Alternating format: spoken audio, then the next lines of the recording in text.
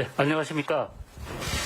현대산업개발 아파트 붕괴사고 건설사고조사위원회 위원장을 맡은 충남대학교의 김규영 교수입니다. 먼저 이 불행한 사고로 희생되신 여러분들의 명복을 빌고 피해를 받으신 가족분들께 마음 깊이 위로의 말씀을 드립니다. 그리고 심력 끼쳐드린 국민 여러분들께 관련자의 한 사람으로서 무거운 책임감과 사죄의 말씀 드립니다. 저희 조사위원회에서는 건축 구조, 건축 시공, 법률 등 분야별 전문가 12명으로 구성되었으며 사고 당일 이후 12일부터 2개월 동안 사고 조사 원인을 조사하여 왔습니다. 사고조사위원회의 조사 활동은 현장 조사, 관계자 청문회, 관련 문서 검토뿐만 아니고 시료 채취, 강도 시험, 구조 해석 및 붕괴 시나리오를 수행하였습니다. 10여 차례에 걸친 정기 회의와 수시 온라인 회의를 실시하는 등 면밀하게 사고 조사를 실시하여 왔습니다. 오늘 이 자리를 빌어서 국민 여러분들께 발표하게 되었습니다. 먼저 사고 개요에 대해서 간략히 말씀드리겠습니다. 사고 현장은 광주시 서구 화정동에 위치한 광주 화정 아이파크 주상복합 건물로 지상 4층에서 지상 39층으로 구성되어 있으며 이번 사고는 201동에서 발생되었습니다. 원도급사는 현대산업개발이며 하도급사는 가연종합건설, 감리사는 건축사 사무소 광장입니다. 사고는 2022년 1월 11일 15시 46분경에 39층 바닥 슬래브 콘크리트 타설 작업 완료 직후에 피트층 바닥 슬래브가 붕괴가 되기 시작했고 이후 39층 하부로 23층까지 16개 층에 걸쳐서 슬래브 외벽, 기둥이 연속적으로 파손 붕괴되었습니다. 이로 인해서 작업자인 근로자 6명이 사망하였고 1명이 부상하였습니다. 사고 조사 결과를 설명드리겠습니다. 첫 번째, 사고 조사 결과 붕괴의 범위 및 현상입니다. 위에서 내려다 보았을 때 201동의 남측변 세대 1호와 2호가 붕괴되었습니다. 서측면에 세대 1호는 23층까지 붕괴되었고 동측면 타워 크레인이 있는 부분입니다만 세대 2호는 25층까지 붕괴되었습니다. 전면으로 봤을 때 39층 콘크리트 타설층에서 23층 피난 안전층 위층까지 붕괴되었습니다. 또한 당시 콘크리트 타설 중에 설치되었던 콘크리트 거푸집은 세대 1호, 2호의 남측, 동측 일부를 빼고 남측 및 서측 모서리 부분의 강제 거푸집이 모두 탈락되어 낙하되었습니다. 두 번째입니다. 붕괴의 구체적인 과정을 말씀드리겠습니다. 피트층 슬래브에 데크 플레이트 지지용 콘크리트 가벽이 임의로 설치가 되어 피트층 슬래브에 하중이 증가가 되었고 하중의 전달 경로가 변경이 되었습니다. 피트층 슬래브 하부 38층서부터 36층에 걸친 모든 층에 설치되었던 동바리가 제거된 상태에서 39층 데크 플레이트의 콘크리트 타설이 시작되었습니다. 데크 플레이트 지지용 콘크리트 가벽의 구조 내력 상실로 피트층 슬래브의 처짐이 증가하였습니다.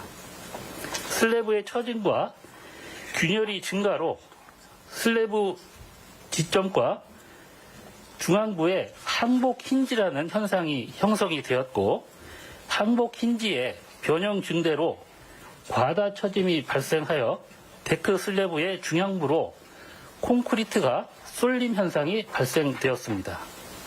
이후 항복 힌지의 변형 능력 부족으로 파괴가 발생하면서 피트층 슬래브 가벽 39층 데크 플레이트의 하중이 한꺼번에 38층 바닥 슬래브에 충격으로 작용하였고, 이후 지지 기둥 동바리가 없는 상태에서 연속적으로 충격 하중이 전달되어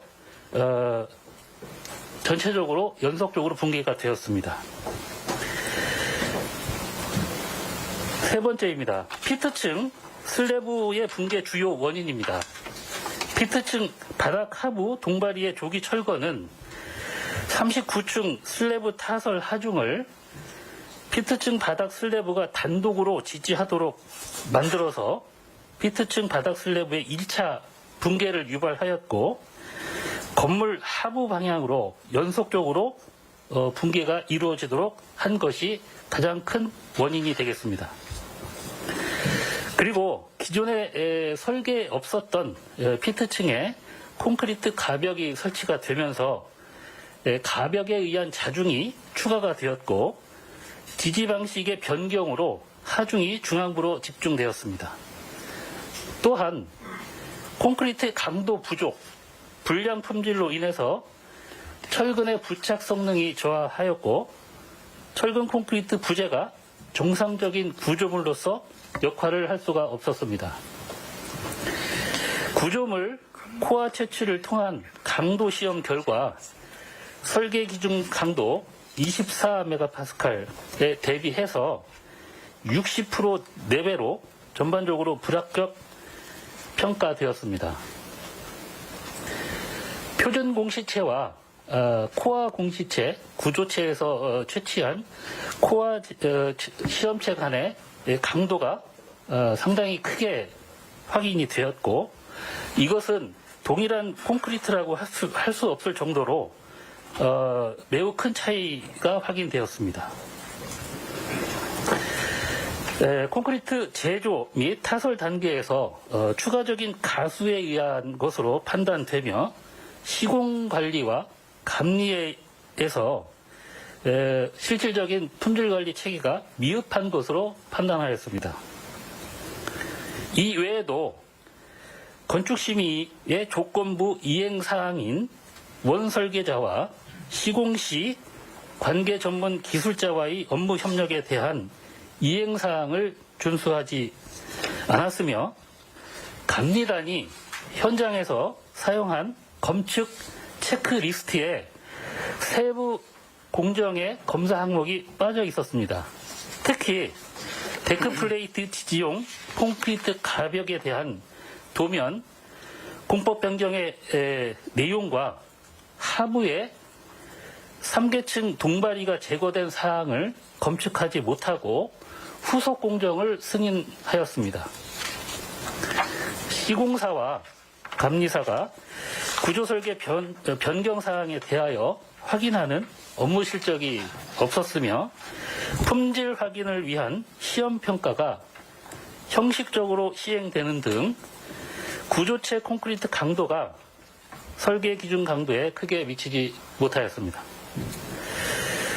결론적으로 말씀드리면, 이번 붕괴 사고의 원인은 39층 바닥 슬래브 시공 시에 구조설계 변경 절차를 누락하여 설계 하중이 크게 증가하는 등 구조 안전성 검토가 부실했습니다. 또한 설계 기준 강도에 비해 콘크리트 강도가 기준에 미달하는 등 콘크리트 시공 품질 관리가 부실했고, 관계 전문 기술자와 업무 협력을 이행하지 않아 다수의 시공 확인 업무가 미비하는 등 시공 관리, 감리 기능의 부실 등 총체적인 부실로 발생한 인재라고 판단하였습니다. 네, 마지막으로 재발 방지 대책에 대한 말씀을 드리겠습니다. 첫 번째, 관련 법령 및 건설 기준의 이행 준수 강화가 필요합니다. 설계 변경 등 현장의 주요 의사 결정 시에 관련 전문 기술자와 협력을 강화하고 구조 안전, 시공 품질 등과 같은 건설 기준이 현장에서 엄격하게 적용되도록 하는 방안이 필요합니다. 두 번째, 공사관리의 독립적인 지휘, 업무 기능을 강화해야 합니다.